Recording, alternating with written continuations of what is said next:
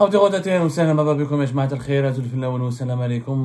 que vous allez bien, j'espère que vous vous portez bien. Le 8 juillet dernier, on vous a fait des nouvelles révélations dans la fameuse affaire du trésor volé au domicile d'un lanceur d'alerte qui avait remis entre 2012 et 2013 un précieux disque dur qui a totalement disparu par la suite, alors qu'il contenait des informations confidentielles et voire des documents secrets sur les relations secrètes et les liaisons secrètes entretenues par un certain des hauts responsables algériens du régime des Bouteflika avec des puissances étrangères et sur certains dossiers de sécurité nationale et des dossiers économiques où il y a des grandes manœuvres de corruption.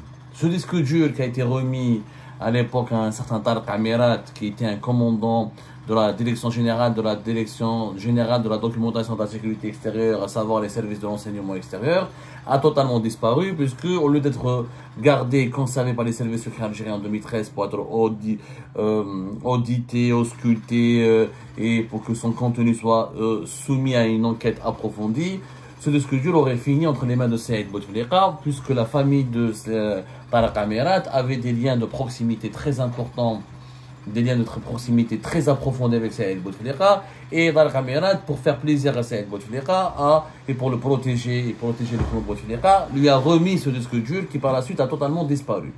Les années passent, Tarek Amirat va bénéficier d'importantes promotions, il va devenir lieutenant-colonel entre 2021 et 2022, mais il va devenir surtout en 2016 et 2017 président, il va devenir le chef du bureau de sécurité de liaison de l'ambassade d'Algérie en Italie à Rome. Ensuite, il va devenir le chef de bureau de sécurité de liaison à l'ambassade d'Algérie à Paris de 2017 à 2019. Ensuite, il fera de la prison à l'époque de Gaïd Salah de 2019 à 2020, en raison notamment de ses relations sulfureuses avec Saïd Bouteflika et dans les milieux sécuritaires. Il va revenir plus tard avec le général-major Mahfoud, alias le Polisario, Mahfoud el Polisario, l'un des pires directeurs de la DDS dans l'histoire de l'Algérie.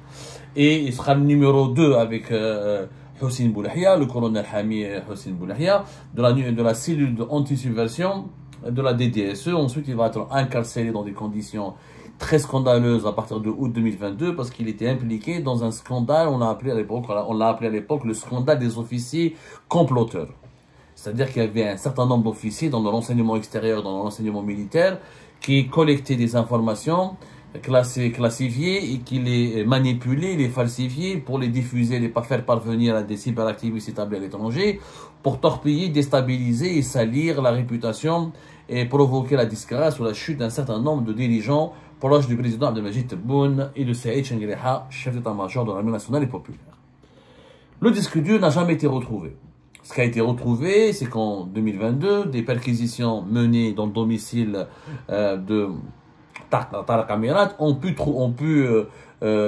de ces perquisitions, des enquêteurs ont pu retrouver des documents extraits de ce disque dur. L'affaire devait être instruite par le tribunal militaire de Blida, qui a ouvert une instruction de 2022 à 2023. En 2024, l'affaire a été enterrée, pratiquement classée sans suite, puisque ce disque dur n'a jamais été retrouvé. Et pourtant, en parallèle, il y a un cambriolage qui a eu lieu à Soukharas, dans le domicile de ce lanceur d'alerte qui avait remis à Tarek Amirat le disque dur. Alors, nous avons pu aboutir au cours de nos investigations à des nouvelles révélations, à des nouvelles informations que nous avons pu recouper, et nous sommes tout simplement ahuris. Il s'avère, c'est incroyable, cette affaire de disque dur, je pense franchement qu'elle devrait faire l'objet d'un feuilleton et d'une série sur Netflix, puisque les plus hauts responsables de l'appareil judiciaire en ce moment en Algérie sont directement impliqués dans cette affaire de disque dur et le vol et le cambriolage et le vol d'un trésor de bijoux, de l'or, de bijoux familiaux dont la valeur dépasse les 300 000 euros. Que s'est-il passé? Rappelons d'abord révélons ce que nous avons pu identifier comme nouvelle information. Nous, on ne savait pas, jusqu'à aujourd'hui, on a pu confirmer que le lieu du cambriolage, le domicile dans lequel se trouvait ce coffre-fort, dans lequel il y avait un trésor d'or et de bijoux familiaux d'une valeur de plus de 300 000 euros, et des documents et des pièces à conviction liées à ce fameux disque dur qui a disparu et qui a été remis, qui a été détourné par Tarek Amirat pour donner Saïd Bouteflika. Ce coffre-fort se trouvait dans un appartement. Ce n'est pas une villa ou une maison. Cet appartement est situé dans un immeuble qui abritait des logements de fonction de juges. C'est une résidence privée dans laquelle il y avait des logements de fonction pour des juges, des magistrats, qui travaillaient pour le tribunal de Souk-Haras. Et le coffre-fort, donc le cambriolage, a eu lieu dans l'appartement d'un juge, ou dans l'appartement situé à côté de certains logements de fonction de juges du tribunal de Souk-Haras. Donc, ça s'est passé au sein même de l'appareil judiciaire, c'est-à-dire dans leur logement de fonction, dans leur propre logement. Ce coffre-fort, une personne connaissait une autre personne, une personne très importante aujourd'hui au plus haut sommet de l'appareil judiciaire algérien, connaissait son existence. Et s'il a été repéré, c'est en partie grâce à cette personne, ou à cause, ça dépend de quel, si on se place du côté des victimes du cambriolage et des victimes de la famille du lanceur d'alerte ayant remis, qui était propre et qui avait remis le disque dur à Tariq Amirat, au service secret algérien, ou du côté des potentiels coupables qui ont volé ce trésor d'or familial et qui ont pu se procurer des pièces ou une partie de ce disque dur. Cette personne, vous allez être étonné, moi-même j'ai été étonné quand je l'ai découvert, c'est Dounia Guellati, Dounia Z Guellati, plus exactement. Dounia Guellati, c'est la présidente actuelle de la Cour d'Alger. Elle est la présidente de la Cour d'Alger, qui est la cour de justice la plus importante du pays et l'instance judiciaire la plus importante du pays depuis le 6 août 2023. Son nom complet, c'est Madame Guellati Dounia Z. Elle était en 2019 la présidente du tribunal de Sidi Mohamed, l'un des tribunaux les plus stratégiques et les plus sensibles du pays, qu'on appelle d'ailleurs le tribunal d'État, vu que toutes les affaires les plus stratégiques et les plus sensibles du pays passent par le tribunal de Sidi Mohamed. Et c'est le tribunal de Sidi Mohamed qui abrite depuis 2020 le pôle pénal économique, des affaires économiques et des affaires financières. Dounia Z Guellati était une amie personnelle, elle avait une relation personnelle avec la famille du lanceur d'alerte, propriétaire, pas propriétaire, celui qui avait obtenu le disque dur dans des conditions qui n'ont jamais été déterminées, méconnues, et qui l'avait remis à Tariq Amirat et au service secret algérien parce qu'il contenait des informations, des documents et des dossiers extrêmement troublants et sensibles et scandaleux sur des hauts responsables algériens et leur liaison, encore une fois, sulfureuse en termes de corruption et de connivence avec des puissances étrangères. Dounia Z Guellati, elle passait la nuit, elle séjournait régulièrement dans ce domicile familial de ce lanceur d'alerte. Parce qu'à l'époque, elle était, entre 2012, 2020, bien avant 2007, 2008, etc., elle était stagiaire. Elle a commencé comme stagiaire au tribunal de Souk-Haras. À Souk-Haras, il n'y avait pas une cour de justice, il n'y avait qu'un tribunal. Il n'y avait qu'un tribunal. Souk-Haras, une wilaya de l'extrême est du pays, frontalière avec la Tunisie, relevait de la cour de justice de Guelma.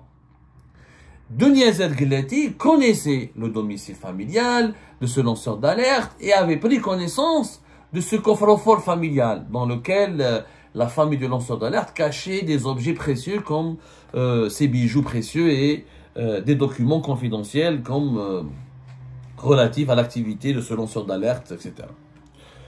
C'est Dounia Z Guellati qui a donné des orientations précises à ceux et celles qui ont pénétré illégalement, je dis bien qui ont pénétré illégalement, lors d'une perquisition informelle dans le domicile du lanceur d'alerte de Souk-Haras. Il s'agit toujours, je le rappelle, du personnage qui a remis le disque dur au service secret algérien en 2013. Dounia Guellati était stagiaire, donc elle a vécu, elle vivait dans un appartement qui était situé juste au-dessus de l'appartement où se trouvait ce fameux coffre-fort. Et la perquisition, elle avait été menée à l'époque sur l'instruction de la cour de Guelma. Pourquoi la cour de Guelma? Parce que Souk-Haras, il n'y avait qu'un tribunal. Il n'y avait pas de cour de justice. Je crois que Souk-Haras est devenu, selon nos informations, elle a disposé d'une cour de justice à partir de 2015-2016. Enfin, quand même entre 2015 et 2016. Entre 2013 et 2014, lorsque les faits se sont produits de cette ténébreuse affaire du disque dur et du trésor de 300 000 € de bijoux qui a été volé, du coffre-fort, c'était toujours la cour de justice de Guelma qui gérait les affaires judiciaires, Souk-Haras relevait de l'autorité judiciaire de la cour de Guelma. À Guelma, qui était le procureur général. C'est un certain Ben Abdallah Mohamed Lakhdar. Et celui et celle, c'est une femme qui était à l'époque la présidente de la Cour de justice de Guelma, c'est une certaine Zoubida Sharaf ad-Din. Sharaf ad-Din, ça vous dit quelque chose, c'est Sharaf ad-Din Amara, l'ancien patron de la Fédération algérienne de football entre 2021 et 2022, l'actuel PDG du groupe Madar, l'un des groupes étatiques et publics les plus importants, économiquement parlant, qui fait pratiquement presque $1 milliard de revenus, présent dans le secteur de la fabrication notamment du tabac et des allumettes et des cigarettes avec les Émiratis Marlboro Last Time. La sœur de Sharaf ad-Din Amara s'appelle Zoubida Sharaf ad-Din. Et Zoubida Sharaf ad-Din est une magistrate. À l'époque, elle était présidente de la Cour de justice de Guelma. Aujourd'hui, elle est une magistrate à la Cour suprême. Et Ben Abdallah Mohamed Lakhdar, aussi aujourd'hui président de chambre à la Cour suprême à Alger. Donc ils ont connu une promotion, une ascension fulgurante au sein de l'appareil judiciaire. Et Zoubida Sharaf ad-Din et Mohamed Lakhdar, Ben Abdallah Mohamed Lakhdar, sont en réalité aujourd'hui considérés comme parmi les juges les plus puissants du pays. Ils sont à la Cour suprême. À l'époque, ce sont eux qui ont donné l'ordre de faire une perquisition, mais une perquisition informelle. C'est-à-dire qu'il n'y avait pas une ouverture d'enquête judiciaire. Parce que c'est un domicile privé appartenant à ce lanceur d'alerte qui est propriétaire du disque dur et de ce trésor familial qui a disparu par la suite. Lui n'a pas déposé plainte, on n'a pas déposé plainte contre lui. Il n'y avait pas une affaire de justice. Pour qu'il y ait une perquisition, il faut qu'il y ait une partie civile qui dépose plainte, il faudrait qu'il y ait une ouverture d'une information judiciaire. Au maintenant, les juges de la cour de Guelma ont demandé à un certain commissaire qui s'appelle Mohamed Tahar Boudief de pénétrer les lieux, de perquisitionner le lieu. Au nom de quoi? Parce qu'à l'époque, les services secrets algériens, notamment pas les services, surtout Saïd Bouteflika, à l'époque Saïd Bouteflika, avec la complicité de alerter et informer, et le coup lui a été balancé par on va dire, par Tarek Amirat, officier de la DDSE à l'époque. Il voulait savoir qu'est-ce qu'il y avait réellement dans le disque. Est-ce qu'il y avait une autre copie? Il voulait savoir est-ce qu'il y avait une autre copie de ce fameux disque dur dans le domicile de lanceur d'alerte. Visiblement, selon nos investigations, ce lanceur d'alerte, quand il a remis le disque dur à Tarek Amirat, il lui a remis un calepin ou une sorte de document dans lequel il dit que lui-même détient une copie de ce disque dur. Donc il a une copie, et que comme ce disque dur il est codé, il a donné une partie des codes à Tarek Amirat, mais il a gardé une autre partie des codes.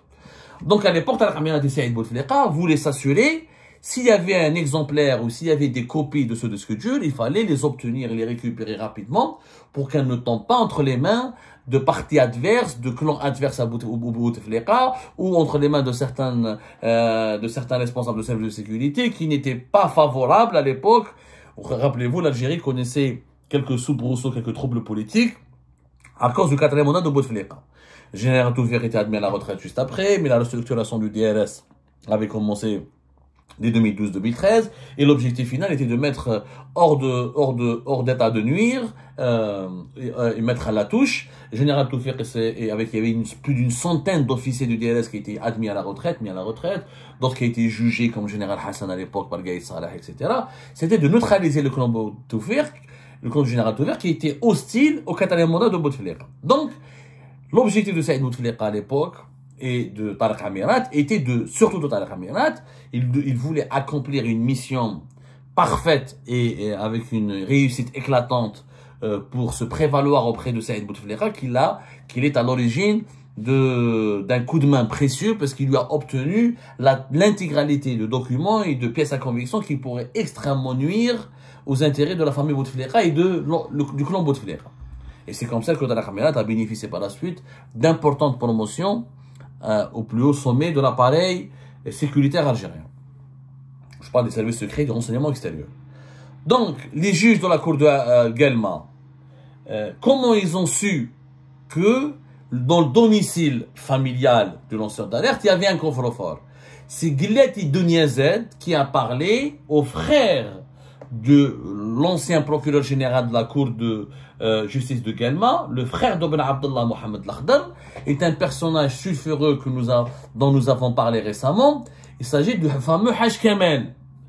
Haj Kamel qui est, rappelez-vous, vous pouvez aller revoir l'émission du 16 mai 2025, qui est en état d'arrestation. Il a été emprisonné depuis la mi-mai 2025, avec 3 cadres du ministère de la Justice. Haj Kamel, c'est le corrupteur. C'est Kamel Ben Abdallah. C'est lui le frère de Ben Abdallah Mohamed Lakhdar, l'actuel juge qui travaille au niveau de la Cour suprême. Ou Haj Kamel, depuis de longues années, c'est lui le rabatteur des juges et des magistrats. Quand un personnage affairiste ou politique ou militaire voulait se rapprocher des magistrats algériens pour les corrompre, pour les manipuler, pour faire des deals avec eux, pour les convaincre d'arranger, de faire des arrangements dans des affaires judiciaires, de changer un verdict, de prononcer un verdict taillé sur mesure, de sortir quelqu'un de prison, de mettre quelqu'un en prison, de faire du trafic d'influence dans le secteur de la justice, Haj Kamel, c'était lui l'intermédiaire. Donc, Haj Kamel, c'est lui qui a été missionné par Ben Abdallah Mohamed Lakhdar pour savoir qui, puisque Dounia Z Guellati connaissait le lanceur d'alerte, propriétaire du coffre-fort, Haj Kamel a approché Dounia Z Guellati, et c'est Dounia Z Guellati qui leur a dit, effectivement, il y a un coffre-fort dans ce domicile de ce lanceur d'alerte, c'est un coffre-fort qui ressemble à un réfrigérateur, voilà sa taille, voilà ses dimensions, et voilà son emplacement précis. Et c'est comme ça que les juges de la cour de Guelma ont donné des instructions très précises pour aller perquisitionner dans le domicile du lanceur d'alerte. Dounia Z Guellati donne l'information, les données les plus précises à Haj Kamel. Haj Kamel va les transmettre à son frère Ben Abdallah Mohamed Lakhdar, qui lui, avec la bénédiction de la présidente du cour de Guelma, Zoubida, comment on appelle ça, Zoubida Sharafuddin, ont orchestré cette perquisition illégale, parce qu'il n'y avait pas de procédure judiciaire, ni à l'encontre du lanceur d'alerte, ni de ce lanceur d'alerte qui était établi en France à l'époque.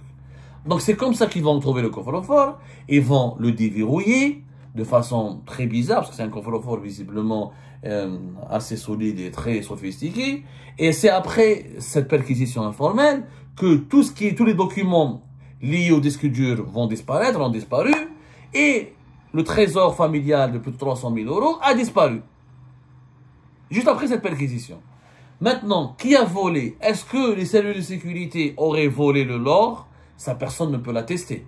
Est-ce qu'ils ont déverrouillé juste le coffre-fort, ils ont pris les documents du disque dur, tout ce qui pourrait leur sembler étant une copie d'un document interne au disque dur, et ensuite ils sont partis, ils ont laissé le disque, ils ont laissé le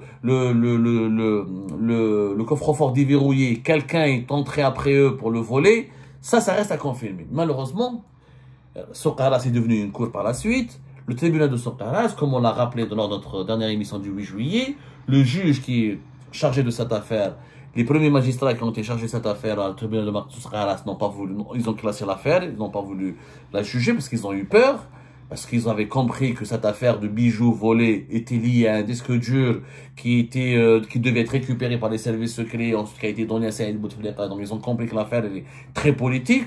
Les petits juges de Soqaras, ils n'ont pas voulu se mêler.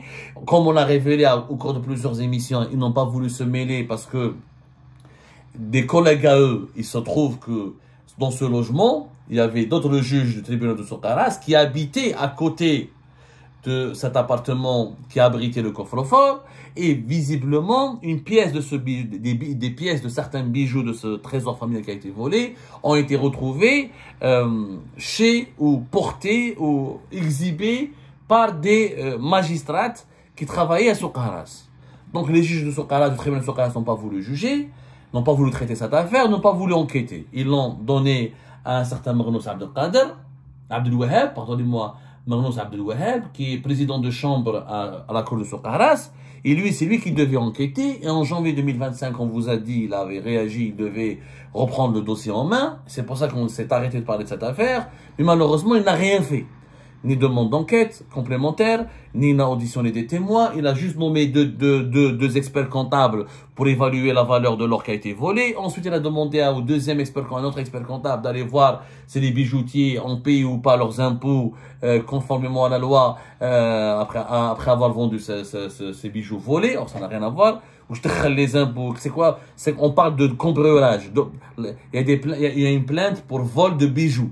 C'est quoi pourquoi aller demander à des bijoutiers qui ont vendu ces bijoux volés s'ils avaient payé leurs impôts. D'autant plus que ces bijoux datent depuis bien l'indépendance du pays. Il y a des pièces et des bracelets et des colliers qui datent de bien avant l'indépendance. Donc, Hadam Magnus Abdel Wahab, il a tout fait pour ne pas enquêter. Il trouve des astuces pour perdre du temps, pour que l'affaire n'avance pas. Il attend, lui, à ce qu'il soit muté, parce qu'il y a un programme, généralement, le mois de juillet, de août, avant l'ouverture de l'année judiciaire en septembre et en octobre, et des nouvelles mutations et des permutations et et les juges changent de poste. Et lui, il espère de changer de poste à la cour il espère quitter la cour de Soukharas. Comme ça, il va pas juger, il va pas enquêter, il n'assumera aucune responsabilité dans ce dossier sulfureux. Tous les juges ont peur que ça se retourne contre eux. Pourquoi? Parce que dans ce dossier, il y a un aspect sécuritaire, ça concerne la sécurité nationale, ça concerne les services secrets, ça concerne Saïd Bouteflika, et ça concerne des magistrats très puissants. Dounia Zed, Gilleti, Abdullah Mohamed Lakhdar, Zoubida Sharafuddin, Kibret Lafek, Kimel Kibira, comme les juges algériens n'ont pas d'indépendance, ils ne sont pas protégés, surtout les juges de province, les juges des wilayas intérieurs, un juge à Alger ou là, Tipaza ou dans les grands à Oran, plus ou moins ils ont des contacts, ils ont des connaissances. Même si il y a des juges de Soukharas, de Bessa, de Menia ou Gherdey à l'intérieur du pays, ils ont une peur bleue de tout ce qui peut leur arriver comme sanction, comme représailles, s'ils touchent ou s'ils se mouillent ou s'ils s'impliquent dans des affaires très sensibles. Comme c'est une affaire très sensible, personne n'a voulu juger. Donc finalement, qui est les premiers complices dans cette affaire? C'est les juges. Ils sont complices directement de ce vol, de ce cambriolage, de ce vol, de ce trésor familial, parce qu'ils ne veulent pas enquêter. Et ils sont complices parce que s'il n'y avait pas cette perquisition informelle et légale, ce coffre-fort n'aurait jamais été déverrouillé, donc il n'y aurait jamais eu de vol. Et les documents relatifs et les copies éventuelles de ce disque dur, on aurait pu les retrouver, on aurait pu connaître la vérité sur ce qu'il y avait dans ce disque dur.